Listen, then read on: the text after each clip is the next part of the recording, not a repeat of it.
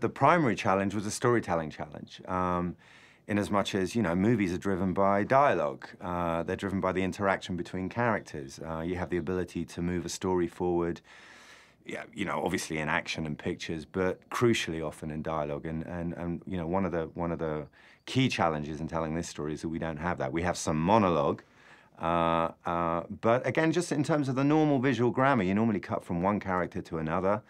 In this story, we cut from Aaron Ralston often to Aaron Ralston. So one of our first challenges was to find a way to tell the story that was going to keep it interesting, continually refreshing itself, to create an arc, you know, that was satisfying emotionally, but was also true to, you know, Aaron's experience in this play. Yeah, so it was really important to us to remain true to the core details of his entrapment. So, for example, the equipment that he had in his backpack, the amount of rope, the amount of water, the quality of the knife, the sharpness of the knife, you know, his strategies for survival, the length of his entrapment, all of those things we felt, however tempting it might be from a dramaturgical point of view, to mess around with those, we felt that we couldn't and we shouldn't. And of course, from those restrictions, as is so often the case, from that discipline, something unique comes. Yeah, well, obviously we're working with 2 units, which a lot of people present as a challenge. Actually, it's a unique opportunity. Again, it's something that's never been done before. The units have equal weight, equal standing. They both work with the principal actors at different times. We have 2 directors of photography. Danny oversees the work of both units most of the time. Each unit is working a 5-day week, but Danny is working a 7-day week. So we shoot 7 days a week, 3 days a week with 2 units, 4 days a week more conventionally with a single unit. One is called Red, one is called Blue. It's a completely new way of making a film.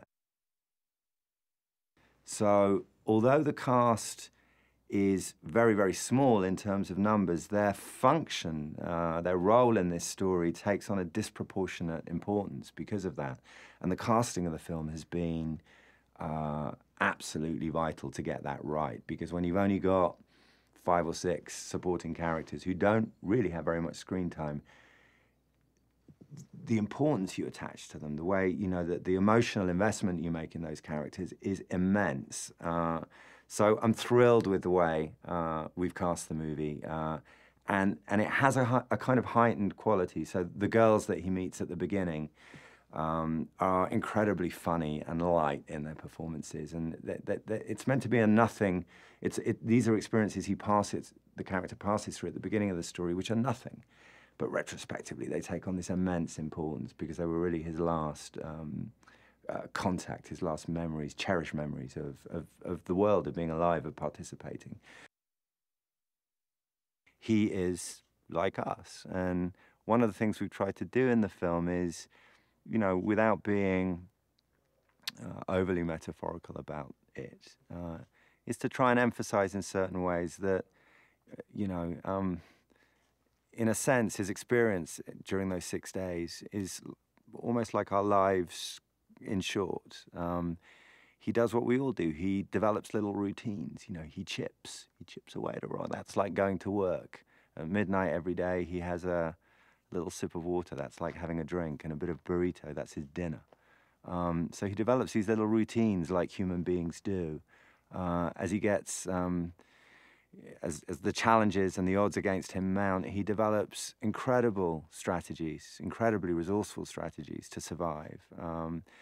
And of course, the aspirational element of the story, which films do and life so often doesn't, is that here's a man, he's dead, he's going to die there, but he gets a second chance.